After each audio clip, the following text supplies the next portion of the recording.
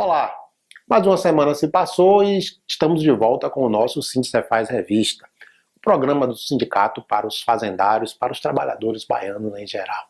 Queremos ter você sempre conosco, sugerindo, criticando, apresentando suas sugestões através de nosso WhatsApp e através do nosso e-mail. Essa semana nós vamos ter uma entrevista com o ativista popular Walter Takemoto. O Sindicefaz Revista dessa semana está começando.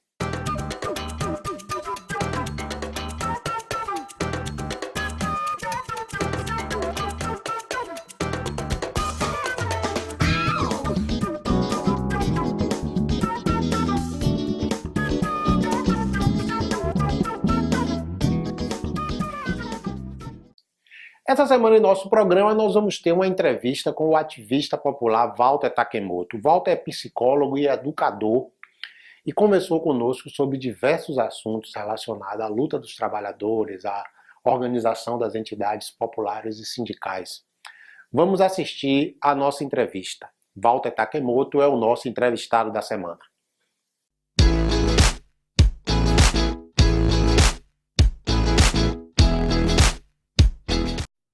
Nós recebemos hoje aqui no nosso estúdio, aqui do Sindicefaz, o ativista popular Walter Takemoto. Walter é paulista, psicólogo, educador, está radicado na Bahia há quase 20 anos e é o nosso entrevistado dessa semana. Tudo bom, Walter? Tudo bem, agradeço o convite do Sindicefaz e participar desse programa, que é um prazer. Muito bem, a gente vai bater um papo hoje aqui sobre vários temas relacionados à conjuntura nacional, à mobilização do povo para reagir aos ataques que têm sido severos por parte do governo Bolsonaro e conversar também sobre como nós podemos reagir diante desse cenário tão adverso para os trabalhadores e para o povo em geral. Walter, como é que foi que você chegou à Bahia? Você trabalha com educação há muitos anos, né, e se radicou aqui na Bahia. Você é originalmente de São Paulo. Como é que foi essa sua chegada aqui em nosso estado? Sim, eu sou de São Paulo e no começo dos anos 2000 eu era assessor do PNUD, o Programa Nacional, o Programa das Nações Unidas para o Desenvolvimento, e fui convidado para vir aqui para Salvador para fazer o processo de implantação da hoje Unijorge. Então, em final de 2001, começo de 2002, eu me mudei para Salvador, comecei a trabalhar na Jorge Amado, fui diretor acadêmico até 2005, quando a instituição começou a se preparar para ser vendida para uma multinacional. E como eu considerava que aquilo ia significar uma redução da qualidade, corte dos direitos dos professores, eu preferi pedir demissão. E aí resolvi continuar morando aqui, porque morar numa cidade de praia com uma identidade cultural tão forte e com um povo que luta para a sua sobrevivência cotidianamente, eu considerava que ia ser uma experiência extremamente rica. Então eu resolvi continuar morando aqui em Salvador. Dizem que quem vem para a Bahia não quer nunca mais sair. Com certeza. Né?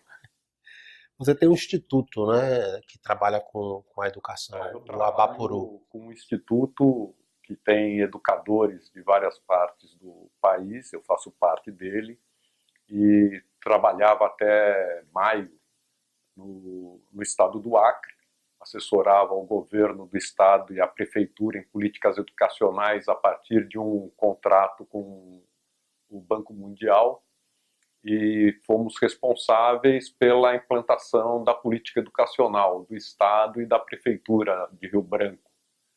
E Rio Branco, por exemplo, chegou a ser, no ano passado, a segunda capital do país com o melhor desempenho educacional das crianças das escolas públicas. E o Estado do Acre, o quarto. E em 2015 era o penúltimo e o último estado e capital em relação ao desempenho dos alunos. E agora chegou a segundo no Brasil. Então isso para nós foi uma conquista importante de um governo que tinha compromisso com a escola pública. Então isso dá um prazer trabalhar quando você tem uma equipe de educadores e uma gestão comprometida com o sucesso escolar dos alunos. Desse trabalho com a educação, você saltou para uma atuação mais concreta na área popular, na área da luta do povo, da luta dos trabalhadores. Você faz parte da Frente Brasil Popular. A gente aprendeu a ouvir falar da Frente Brasil Popular, notadamente nos últimos 5, 6 anos. O que é a Frente Brasil Popular e como ela se organiza? Então, a Frente Brasil Popular, ela surge na luta contra o golpe e reúne vários movimentos sociais e populares, como o MST, vários movimentos de moradia, as centrais sindicais, principalmente a CUT e a CTB, partidos políticos que fazem oposição ao golpe, hoje ao Bolsonaro, movimento estudantil, a UNE, o EB, o UBS, movimentos de mulheres. Então, a Frente Brasil Popular, ela se pretende ser uma grande articulação dos movimentos sindical e popular da cidade e do campo, em defesa dos direitos dos trabalhadores e em defesa da democracia e da liberdade. E aqui em Salvador, na Bahia, a Frente Brasil Popular trabalha muito junto com o Fórum das Centrais, que hoje reúne todas as centrais sindicais, a Força Sindical, UGT, Nova Central, CUT, CTB e a CSP com Lutas.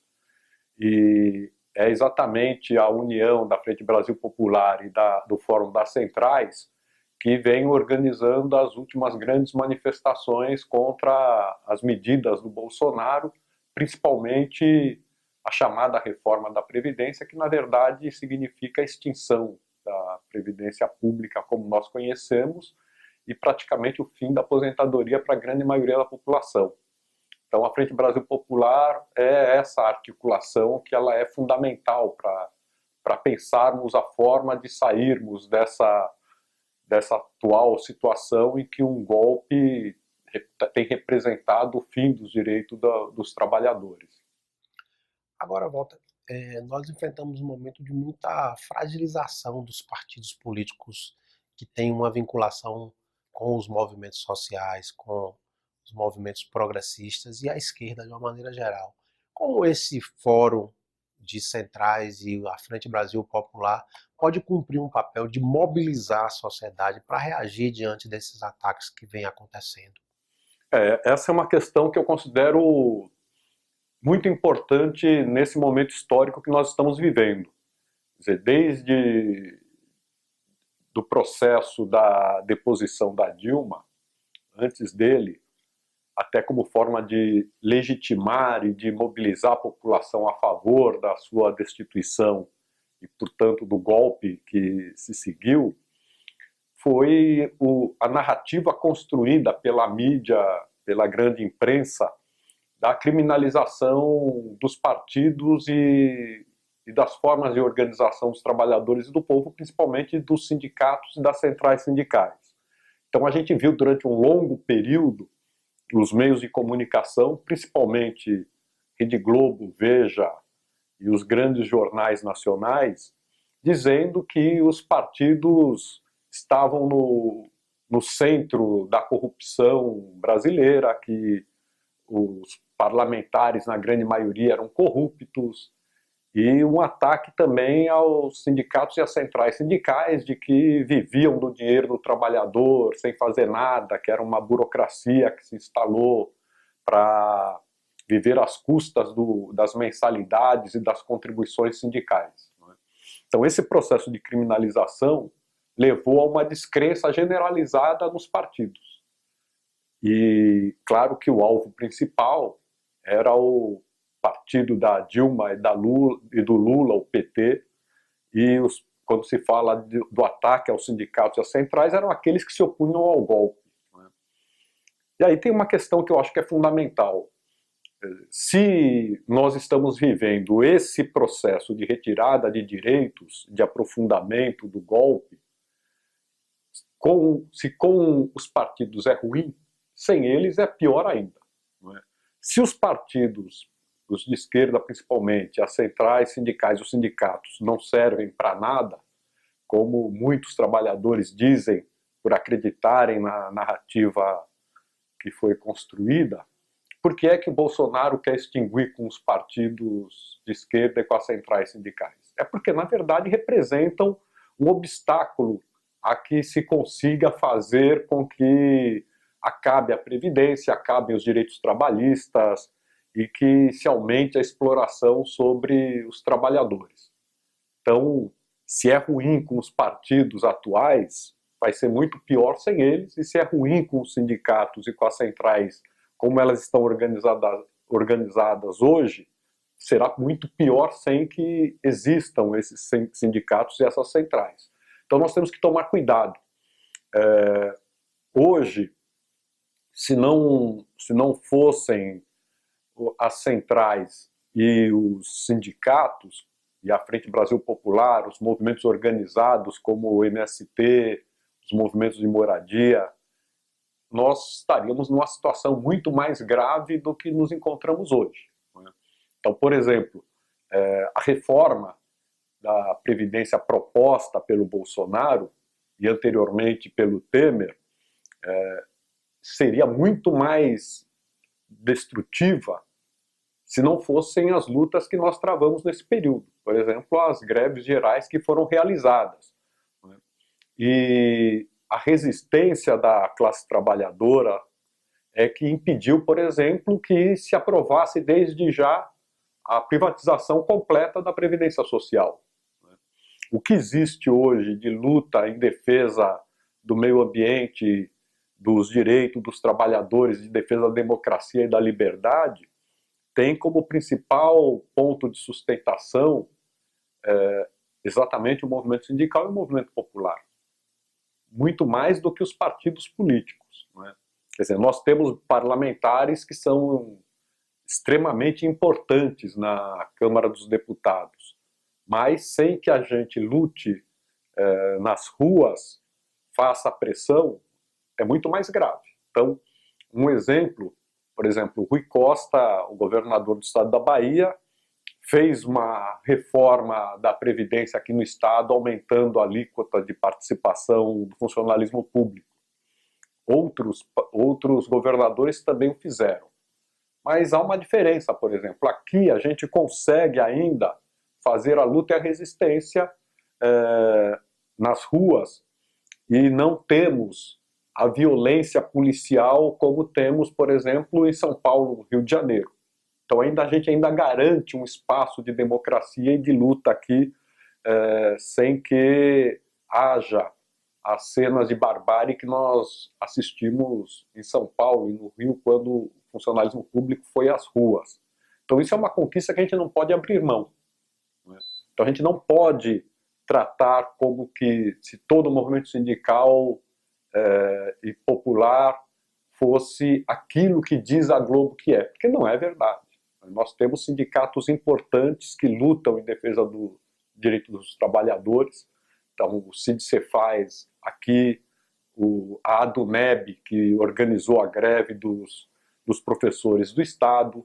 Então, nós temos vários sindicatos que estão lutando efetivamente pelos direitos dos trabalhadores. A gente tem que valorizar isso. Então, quanto mais a gente constrói a unidade entre o movimento sindical e o movimento popular, que a gente consiga diferenciar quem são os partidos que defendem os trabalhadores daqueles que dizem sim a tudo que o governo federal faz em troca de emendas. A reforma da Previdência custou bilhões para ser aprovada na Câmara dos Deputados e vai custar mais bilhões para ser aprovada no Senado. Então isso que a população tem que prestar atenção. Agora, Walter, mesmo com toda essa mobilização das centrais e dos sindicatos e das demais organizações, como esses fóruns, como o Fórum das Centrais e a Frente Brasil Popular, a gente não conseguiu barrar o avanço da proposta. Conseguimos barrar alguns pontos, como, por exemplo, o ataque ao benefício de prestação continuada, a aposentadoria rural, a tentativa de implantar um regime privado de previdência, que a gente conseguiu barrar por hora, mas a proposta avançou e a gente não conseguiu convencer a sociedade brasileira de que essa proposta ela era nociva. Como é que você avalia essa contradição entre o interesse da sociedade sendo atingido e ela não compreendendo claramente que isso estava acontecendo. Então, o grande problema que nós temos é que nós ainda temos uma fragilidade muito grande na compreensão do movimento sindical, do movimento popular, da necessidade de mobilizarmos amplos setores da população que não estão organizados. Para mim, essa é a grande fragilidade. Quer dizer, desde 2014, eu tenho ido muito fazer roda de conversa na periferia de Salvador. Então eu já fui em praticamente todos os bairros da cidade conversar com moradores da periferia. E o desconhecimento da população sobre o que está acontecendo no país é absurdo, né? Porque o único meio de informação que essa população tem é a TV Globo. Então, a população não fica navegando na internet em blogs ou canais que são progressistas e oposição ao Bolsonaro. O meio de informação da população é o que fala o Jornal Nacional ou os programas policiais da tarde que tomam conta das emissoras de televisão, ou então os pastores evangélicos. Então a população da periferia se informa dessa forma, que na verdade é uma deformação, né? Então, a última roda de conversa que eu fui foi em uma igreja lá em Sussuarana, né, que o padre e a escola marcaram uma conversa com moradores. Praticamente ninguém conhecia o que é que fazia parte da PEC, da reforma da Previdência, e quais eram os prejuízos que teriam. Então, para eles, o que a Globo dizia, de que ou faz a reforma ou então ninguém mais se aposenta, era verdade. Então, eles não sabiam que se a reforma fosse aprovada, na verdade, ele já acabaria o direito à aposentadoria deles ali, né? E nós, quando eu falo nós, estou me referindo aos militantes do movimento sindical, do movimento popular. Não estamos mais nos bairros da periferia conversando com a população, ajudando a que ela se organize, né? Quem está lá é o pastor neopentecostal ou é a TV Globo. Então eles passam a acreditar naquilo que eles ouvem do pastor ou da emissora de televisão. Ou nós vamos para a periferia, vamos para onde está a população, ou então nós não teremos a participação dela nas lutas que são fundamentais para garantir os nossos direitos. A outra questão é que, por exemplo, muitas vezes eu ouço dirigentes sindicais ou militantes do movimento social dizer: ah, mas aqui a gente não consegue fazer greve que nem na Argentina, por exemplo, o que é verdade. Então, quando tem uma greve geral na Argentina, param os portos, aeroportos, trem, metrô, ônibus, hospitais. É uma greve geral de verdade, né? Qual que é a diferença entre a Argentina e o Brasil? Mesmo com a ditadura militar argentina, o movimento sindical lá conseguiu garantir na lei o direito de representação sindical na base das categorias. Então, por exemplo, a cada 100 trabalhador, o local de trabalho elege um delegado sindical com imunidade. Se for 200, elege 3, e assim progressivamente. Então isso permite que os trabalhadores tenham uma grande organização em cada um dos locais de trabalho. Então quando fala, bom, vai se fazer uma greve geral, essa greve é organizada do local de trabalho até parar a empresa toda. Aqui a gente perdeu isso, né? Quer dizer, mesmo lá no chamado berço do sindicalismo combativo, São Bernardo do Campo, nós não temos mais as comissões de fábricas que organizaram as grandes greves no final da década de 70. Isso se perdeu, da mesma forma como os partidos perderam a sua organização nos bairros da periferia, né? Então, nós temos que retomar essa capacidade nossa de estar presente na vida cotidiana da população, porque a população só luta quando sabe pelo que quer lutar, né? A gente vê aqui em Salvador muitas lutas que acontecem todos os dias nos bairros, seja porque o ônibus quebra e a população fica sem transporte, porque o posto de saúde não atende, porque tem esgoto vazando, não tem coleta de lixo e etc. A população luta por essas questões. Se não luta contra o golpe, contra a retirada de direito, é porque não sabe o que está acontecendo. Então, nosso papel é ir lá conversar com a população, porque senão ela não vai estar do nosso lado. Nós temos um contingente grande de trabalhadores na informalidade, né? São quase 40 milhões de pessoas. A greve geral, normalmente, ela fala para quem está no mercado formal. Como é que a gente pode mobilizar esse outro segmento que não está no mercado formal com os modelos de organização que os sindicatos têm hoje, que são normalmente feitos para atender aqueles que estão formalizados, e como chegar nessa parcela ainda maior de pessoas que está nos bairros organizadas de maneiras diferentes ou muitas vezes desorganizadas? Então, tem alguns autores que dizem que a centralidade da luta política por direitos hoje não é mais dentro das fábricas, porque houve um deslocamento das lutas sociais para as ruas e praças, o que é verdade, né? Se a gente for acompanhar os estudos do Diese, a gente vê que acontecem greves todos os anos em praticamente todas as categorias de trabalhadores, mas elas não aparecem mais, porque a gente não tem mais greve nacional, né? Então, voltando à Argentina, na Argentina os sindicatos se organizam nacionalmente.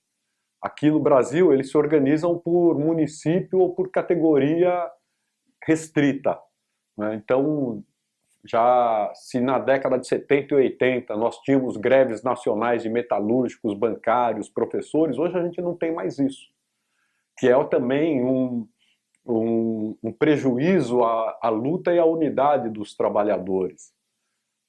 A outra questão é que, por exemplo, nós não, principalmente no caso, a principal categoria profissional que nós temos no Brasil é o funcionalismo público. E os professores são os profissionais que mais têm realizado greves no Brasil todo. Salvador, no ano passado, se não me engano, ocorreram 2 ou 3 greves de professores. O que acontece é que, por exemplo, os professores entram em greve, mas não conseguem fazer a discussão com os pais dos alunos do porquê é que a greve está acontecendo e o que é que ela representa para o futuro das crianças e para a garantia de direitos dos pais a que seus filhos tenham uma escola de qualidade e um futuro melhor, né? A UFBA, por exemplo, fez 100 dias de greve na última greve e a população não fica nem sabendo. Então, como é que a gente faz o diálogo entre a luta sindical e os interesses da população? Porque, na verdade, o que o movimento sindical do funcionalismo, por exemplo, precisa compreender é que, se o movimento sindical não consegue estabelecer um diálogo com a população, o que prevalece na sociedade é o discurso dos governantes e dos meios de comunicação, que o funcionário público é um privilegiado, que ele consome grande parte do orçamento, que por conta do custo da folha salarial do funcionalismo é que não se consegue investir na melhoria do serviço público e etc. E a população compra esse discurso e que favorece, por exemplo, a privatização de grande parte do serviço público, que hoje o Ministério da Fazenda estuda o fim da estabilidade do emprego para o funcionalismo. Então, é fundamental que a gente compreenda que é preciso que o movimento sindical compreenda que nós estamos vivendo um momento na história em que o movimento sindical organizado tem uma responsabilidade grande no debate político com a população, né? porque é só assim que nós vamos conseguir mostrar para a população que quando se retira direito da classe trabalhadora que tem emprego formal, isso tem uma repercussão direta na condição de vida da população como um todo. Não é só o trabalhador que vai sofrer. Então, se o serviço público funciona, se há uma ampliação do serviço público para atender às necessidades reais da população, você aumenta emprego, aumenta investimento, que aumenta, por exemplo, o setor da construção, aumenta a demanda por produtos industrializados que vão atender o serviço público.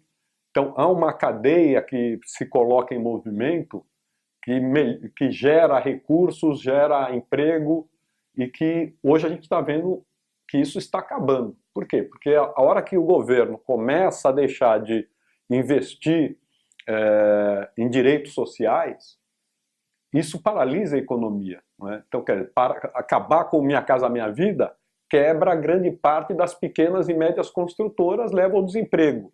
Não é? Para a construção de escolas públicas, a mesma coisa.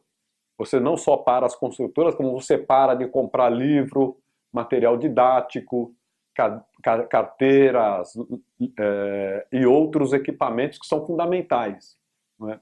Então, eu acho que é preciso que o movimento sindical saia da luta corporativa específica das suas categorias e passe a construir uma relação direta com a população, porque isso é o fundamental. Tem um exemplo que, quando eu trabalhava na Ciol Zorite, eu acompanhei a greve da Universidade Autônoma do México.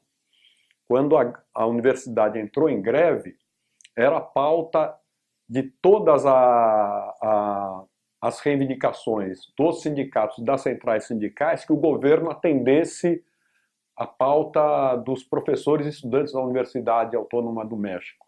E por que isso? Porque grande parte dos filhos dos trabalhadores e camponeses do México estudavam na universidade. E quase todos os programas de extensão e pesquisa da universidade eram voltadas aos trabalhadores e à população pobre da cidade e do campo. Então, nós temos que pensar isso, quer dizer, como é que a gente articula o movimento sindical com as lutas populares e a vida da população. Muito bem, vamos interromper só um pouquinho essa conversa com o Walter aqui para fazer um pequeno intervalo, daqui a pouco a gente volta.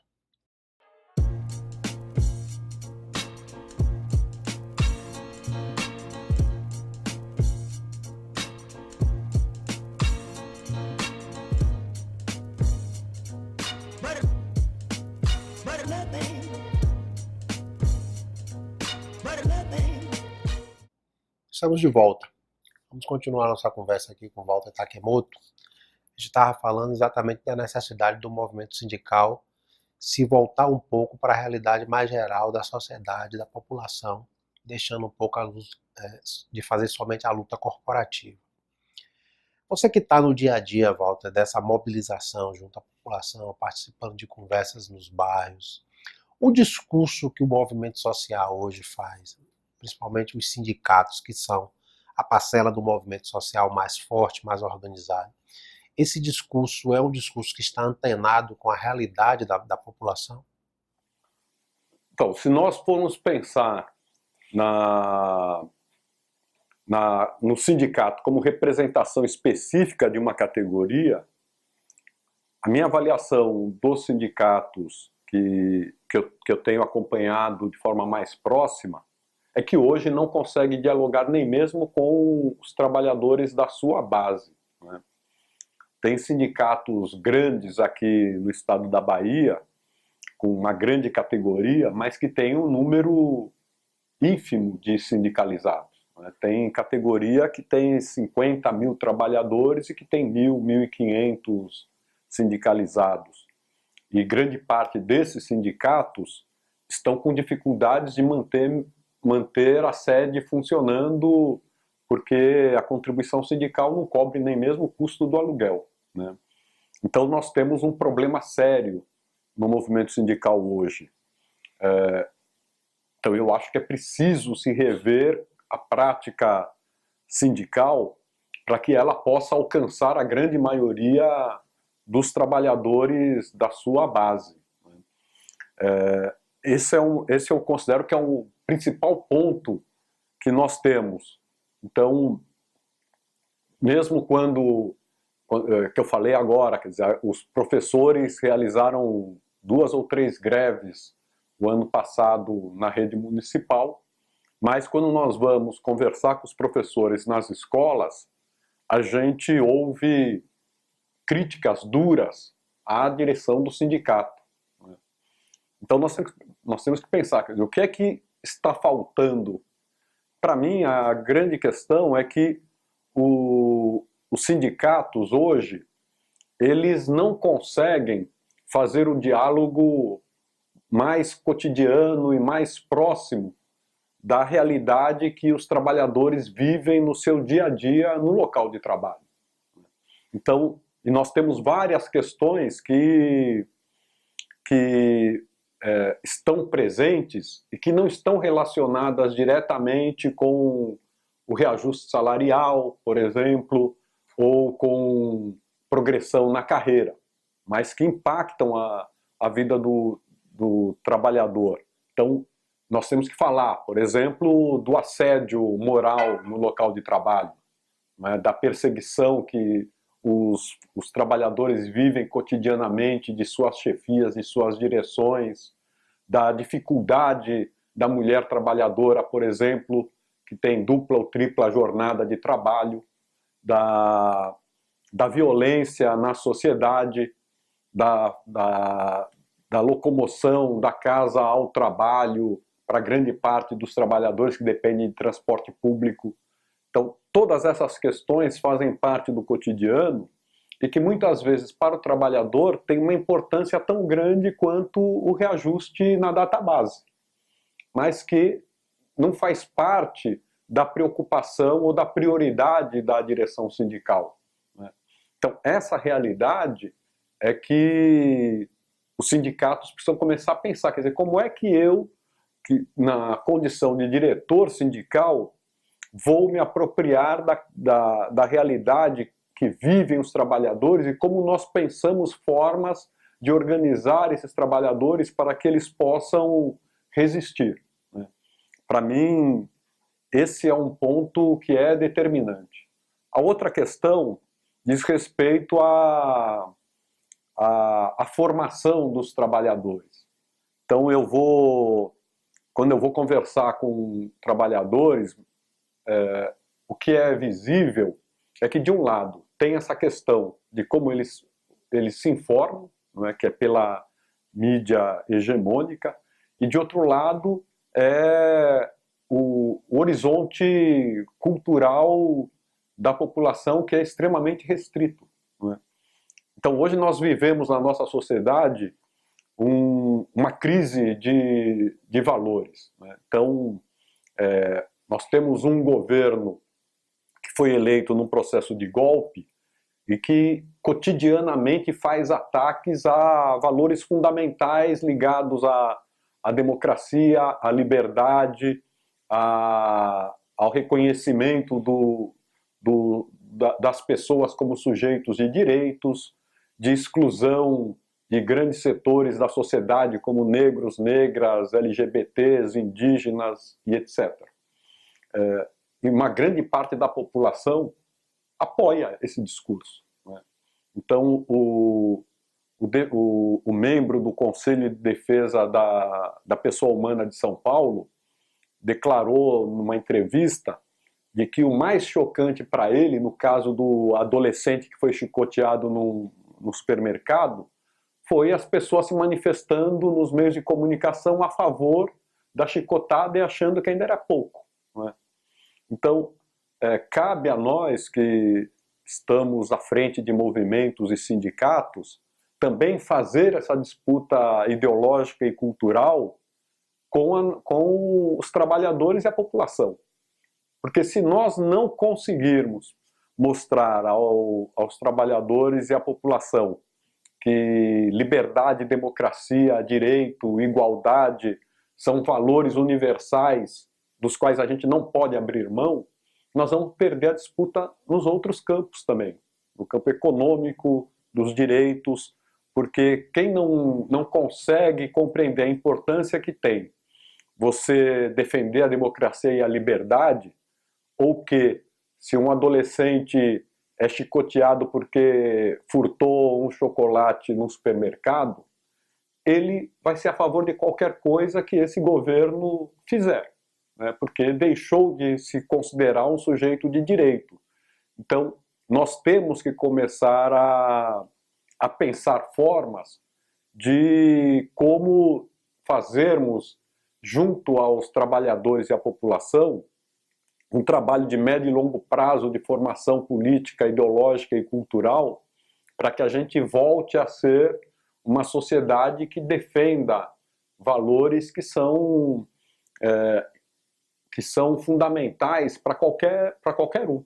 Seja o trabalhador que ocupa um alto cargo no Estado, ou o trabalhador informal que está lá na Avenida 7 vendendo bugiganga chinesa. Que todos são seres humanos que possuem os mesmos direitos. Quer dizer, se eu não sou capaz de reconhecer que um adolescente que está vivendo em situação de rua roubou um chocolate para matar a fome e que ele não pode ser chicoteado porque isso é um atentado a um direito humano, é uma forma de tortura, eu estou renunciando à minha condição humana, né?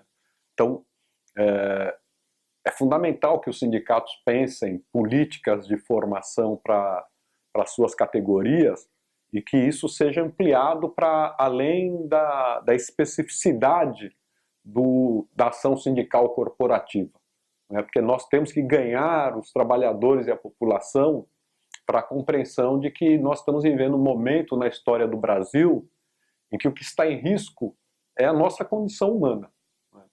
Então, isso é fundamental. Quer dizer, o Sindicefaz ter uma web TV, né? Pensar em como ocupar programas radiofônicos, né? Como ter instrumentos de comunicação com os seus trabalhadores, mas com a população também, eu acho que é uma ação fundamental nesse período que nós estamos atravessando. Então é um desafio muito grande, né? Porque nós temos que travar uma luta contra os meios de comunicação, temos que travar uma luta de organização da nossa base, temos que ampliar a nossa organização para fora da nossa área de atuação profissional. É um desafio enorme que está colocado para o movimento social, né? Eu acho que nesse momento que nós estamos vivendo, eu acho que é um desafio para todos nós, né? Porque o que está acontecendo no Brasil é uma situação que nós podemos pensá-la em dois níveis. Um é a ameaça que recai sobre cada brasileiro de que estamos vivendo um processo que pode colocar em risco a democracia e a liberdade. Quem viveu na época da ditadura militar sabe o risco que existia de você discutir com seu vizinho porque ele podia fazer uma ligação anônima para a delegacia e te denunciar e você ser preso e ser torturado sem prova nenhuma, apenas por uma denúncia anônima, né? A outra questão é que esse processo de retirada de direitos é muito maior do que acabar com a Previdência, por exemplo, ou de impor o trabalho aos finais de semana sem remuneração, como está fazendo o governo Bolsonaro. Quer dizer, os riscos que nós estamos atravessando vai muito além. Então, por exemplo, aqui no estado da Bahia, a mudança da sede da Petrobras para o Sudeste, né? A venda da refinaria Landulfo Alves. Isso vai significar uma perda de receita absurda para o Estado, né? E para Salvador. Então, se nós somos a capital do país com o maior número de desempregados, em número absoluto, e de subempregados, imagina com a perda da receita da Petrobras e da indústria petrolífera. Quer dizer, nós vamos ser um país, um estado, uma cidade praticamente de subempregados e de trabalhadores informais. A outra questão, o processo de privatização em curso, que vai dilapidar o patrimônio público, ou o risco do fim da estabilidade no emprego, ou da privatização de serviços essenciais como escola, saúde, etc. Né? Quer dizer, nós estamos correndo o risco de termos, a curto e médio prazo, uma sociedade que todo o seu patrimônio foi dilapidado, que os direitos fundamentais vinculados à democracia e à liberdade vão estar suprimidos. Então, o que é que vai restar para nós? A gente viu o que aconteceu no processo de privatização do Fernando Henrique Cardoso, né? De que privatizar as grandes siderúrgicas, o sistema de telefonia e etc., ia melhorar a condição de acesso a bens e serviços da população como um todo. E não aconteceu nada disso. Hoje nós temos uma concentração na telefonia celular, pagamos uma das tarifas mais caras no mundo, o sistema de telefonia celular é uma porcaria, não é? A indústria siderúrgica foi privatizada e nem por isso melhorou a produtividade das indústrias brasileiras ou aumentou a riqueza nacional. Quer dizer, se já foi ruim na época do Fernando Henrique Cardoso, a privatização do que ainda existe de patrimônio público estatal pelo governo Bolsonaro, que ameaça privatizar a Petrobras, Banco do Brasil, Caixa Econômica Federal e todas as outras estatais, vai significar que nós vamos ter um Estado falido. Né? Então, se for pensar, por exemplo, na categoria dos Sindicefaz, com a redução drástica do orçamento público, né? Com o fechamento da Petrobras, que vai significar o fechamento de pequenas e médias empresas terceirizadas ligadas à cadeia petrolífera, com o fim de grande parte do comércio e do serviço aqui na cidade de Salvador. Quer dizer, o que é que vai sobrar para esses profissionais? Não é? Nós vamos ver, e aprovando o fim da estabilidade, que nós vamos ver rapidamente as carreiras de Estado sendo dizimadas. Né? Então, a tarefa que nós temos hoje é uma tarefa que cabe a cada um compreender que ou a gente barra esse processo de retrocesso e de obscurantismo que está em curso no Brasil, ou vai perder a sociedade toda. Quer dizer, não é um Bavi ou uma disputa entre o partido A e o partido B.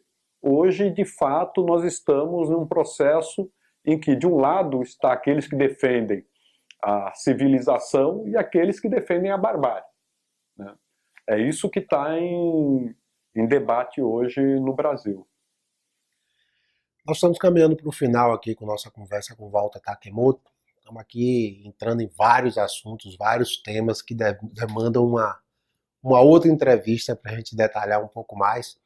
Mas eu queria finalizar perguntando para você o seguinte, Walter. Diante dessa realidade, desses enormes desafios que nós temos, o que os sindicatos podem fazer para sair dessa posição de certa defensiva e partir para um processo maior de contribuição com a sociedade na sua organização? Eu defendo que nós temos que começar a pensar juntos, quer dizer, reunir todos os sindicatos, seja o Sindicefaz, Sindisaúde, a PLB, a PUB, a DUNEB, químicos, sindicatos da água e esgoto, e juntos pensarmos como podemos reagir às ameaças que estamos sofrendo, que não são ameaças específicas de uma ou outra categoria. A ameaça é sobre o povo brasileiro e é sobre os trabalhadores. Então nós temos que pensar como que conjuntamente a gente pode criar uma resistência que consiga gerar um processo de mobilização amplo da população para que a gente possa barrar essas ameaças. Eu acho que esse é o desafio que nós temos, né? Compreender que não se trata, nesse momento, de lutar por algo que seja específico, porque, na verdade, a ameaça maior é a ameaça ao direito de todos que está posto, né? Então, ou juntos nós vamos construir a resistência e a luta de forma conjunta, ou todos seremos derrotados. Eu acredito que é possível vencer essa batalha. Quer dizer, a grande maioria da população já reconhece que esse é um governo que não atende às expectativas de nenhum setor da população, né? Agora, depende de uma oposição organizada. Eu acho que é isso que nós temos que construir nesse momento. Ou seja, ninguém solta a mão de ninguém. Solidariedade e defesa do nosso futuro. Walter, muito obrigado Eu pela que agradeço entrevista. o convite por estar aqui. Vamos ter outras oportunidades de conversar com o Walter, debater um pouco mais, com mais detalhes, alguns dos temas que ele trouxe aqui, que infelizmente, por conta do nosso tempo, a gente não tem condição de aprofundar. Muito obrigado pela entrevista. Nós vamos ficando por aqui. Semana que vem a gente tem um novo entrevistado. Até lá.